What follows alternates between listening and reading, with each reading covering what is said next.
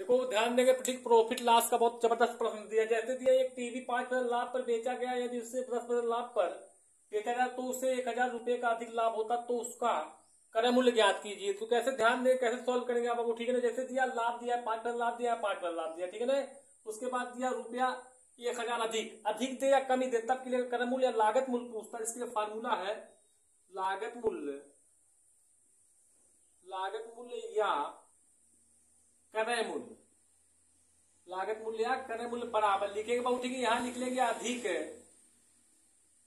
अधिक या कमी, अधिक या कमी या अंतर या वृद्ध, या वृद्ध, ठीक है ना। पूरे 100 और पूरे बटा क्या रहे प्रतिशतों का, प्रतिशतों का योग, योग या अंतर, योग मतलब जोड़, अंतर मतलब घटाना, ठीक है ना। तो इसके लिए फार्मूला बनता है, ठीक है ना। जैसे कि दे दिया पर लाभ या लाभ, तब के लिए बाबू आप माइनस प्रयोग करेंगे, ठीक है। या दे दिया जाए हानि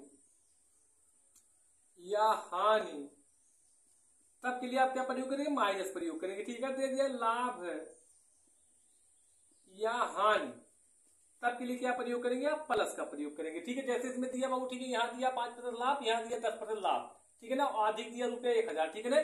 तब के लिए फार्मूला क्या बनेगा, यानी पूछा क्रय मूल्य यानी सीपी, यानी सीपी यानी कॉस्ट प्राइस बराबर कितना हो जाएगा, यानी रुपया होगा 1,000 गुणे 100 और बटा क्या नीचे होगा बाबू, ठीक है ना। ये ज्यादा 10 में से 5 घटा लो, कितना आएगा, अंतर करेंगे, यानी लाभ लाभ दिया बाबू, ठीक है। तो अंतर होगा, हान अंतर तब भी अंतर होता, लाभ या हान होता क्या होता प्लस, ये लाभ लाभ दिया तो अंतर के 10 में से 5 घटाए कितना आएगा आपका, यानी 5 काट लो, 5 की 5, 5 20 से 100, यानी 20 का गुणा जब 1,000 में करेंगे कितना होगा, यानी 20,000 रुपया। यानी टीवी का सीपी यानी कॉस्ट प्राइस कितना होगा, 20,000 रुपया, ठीक है ना। इस तरह सोल्व करेंगे आप तो आ जाएगा, ठीक है। एक प्रश्न अभी इस पे और करवाएंगे।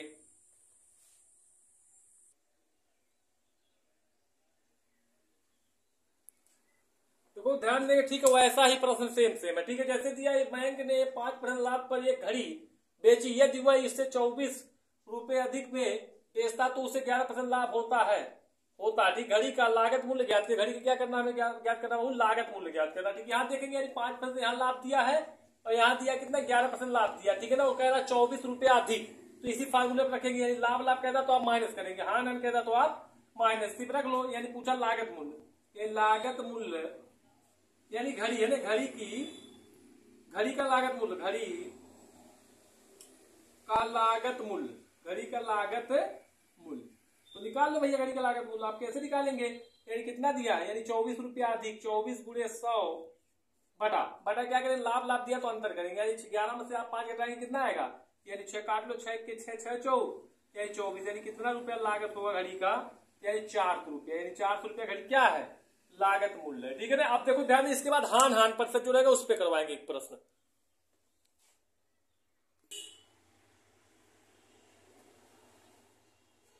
देखो ध्यान देंगे, ठीक। इससे पहले क्या था बाबू, ठीक है ना, यानी लाभ लाभ पे था आपकी हान हान। जैसे दिया है महेश ने एक घड़ी 10% हानि पर बेचा, यदि वो है उससे 5% हानि पर बेचता तो उसे रुपये 60 अधिक मिले।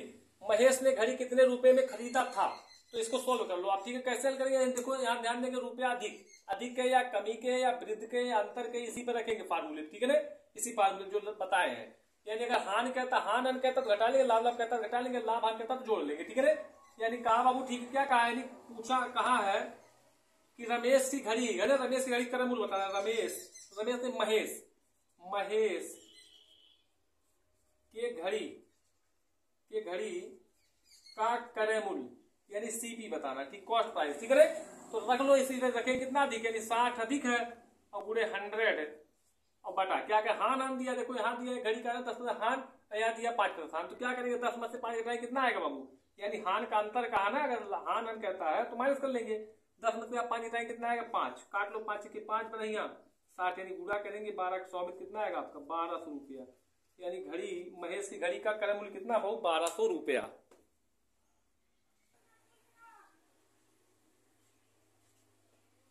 देखो ध्यान देंगे, ठीक है। वैसा ही प्रश्न है लेकिन इसमें थोड़ा अंतर है। जैसे दिया, ठीक है ना, एक घोड़ा 10% हानि की जगह 20% लाभ पर बेचा जाता तो रुपया 3,000 अधिक मिले, घोड़े का क्रय मूल्य ज्ञात कीजिए। तो बाबू ध्यान देंगे आपकी क्या दिया, यहाँ 10% हानि दिया, यहाँ 20% लाभ दिया। ठीक है, तो हानि लाभ क्या करेंगे, लाभ दिया हो, लाभ दिया, हानि दिया, हानि दिया, लाभ दिया, तब के लिए आप योग करेंगे, योग मतलब प्लस करेंगे। ठीक है ना, तो आप रख लो इसी पे रखेंगे, पूछा है ना। तो घोड़े का क्रय मूल्य निकाल लो, घोड़े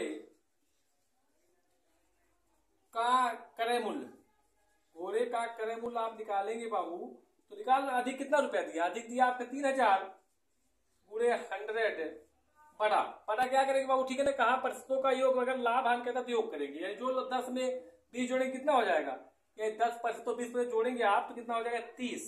अब काट लो, 1 0 से 1 0 कैंसिल, 3 1 के 3 है ना, 3 100 बार में काटेंगे तो कट जाएगा 3 है ना, 300 काटेंगे 3 से 100 बार में कट जाएगा, गुणा करेंगे तो 100 से 100 में गुणा करके कितना है बाबू आपका 10,000 रुपया, यानी घोड़े का क्रय मूल्य कितना होगा 10,000 रुपया।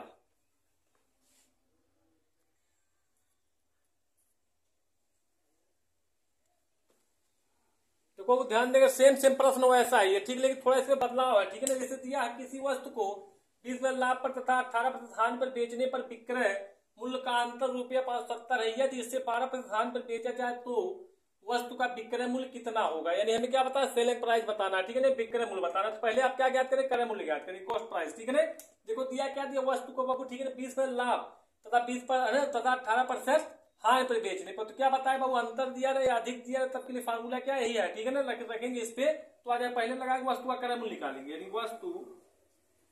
वस्तु का सीपी यानी कॉस्ट प्राइस निकालेंगे, क्या होगा, अंतर कितना दिया है, अंतर दिया बाबू आपका 570 गुणे 100 और बटा क्या करेंगे बाबू, ठीक है, लाभ दिया, हानि दिया, क्या करेंगे, योग करेंगे, योग मतलब प्लस करेंगे। ठीक है ना, यानी 20 में 18 जोड़ेंगे कितना होगा, यानी 20 में 18 जोड़ेंगे तो होगा 38, 20 में 18 जोड़ेंगे कितना होगा 38। काट लो, काटेंगे 2 19 38 और 2 50 बार में कट जाएगा। काटो 19 से 19 तिया बाबू कितना होता है 57, यानी 0 यहाँ लग जाएगा। ठीक, गुणा करेंगे 5 तिया 15, या पीछे 0 लगा देंगे 15, तो यानी सीपी कितना है वस्तु का, यानी सीपी आपका है बाबू, सीपी है बाबू कितना है 1500। ठीक है ना, अब निकालेंगे क्रय मूल्य आपको पता हो गया। ठीक है ना, उसके बाद हानि प्रतिशत कितना दिया 12% दिया, तो हमें क्या निकाला, पूछा विक्रय मूल्य सेलिंग प्राइस निकाल लो, यानी एसपी सेलिंग प्राइस बराबर होता है सीपी के साथ हमेशा 100 लाभ यहाँ होता है। ठीक है ना, सीपी गुणे ब्रैकेट में 100 प्लस यानी प्रॉफिट या यानी लॉस है ना बटा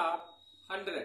ठीक है ना, यानी सेलिंग प्राइस निकालेंगे, एसपी बराबर क्या हो, कॉस्ट प्राइस कितना दिया आपको 1500 गुणे, उसके बाद का 12% 100 में से घटाएंगे, बाद कितना आएगा बाबू आपका, यानी 88 बटा 100। काट लो, यानी 1 0 से 1 0 1 0 से 0 कैंसिल। ठीक है ना, यानी 100 में से जब हम 12 घटाएंगे कितना आएगा, तो 10 में से 2 गया 8, यानी 9 में से 1 गया 8। ठीक है, 88 सही है। ठीक है ना, यानी काट लो, 1 0 से 1 0 1 0 से 0 कैंसिल, पूरा करो, 15 8 कितना होता है, 15 8 बाबू होगा आपका 120, यानी इस तरह गुणा कर लो, यानी यहाँ कर लो। ठीक है, 15 गुणे 88। ठीक है ना, 15 8 कितना होगा 120, हाथ के 12, 15 8 120।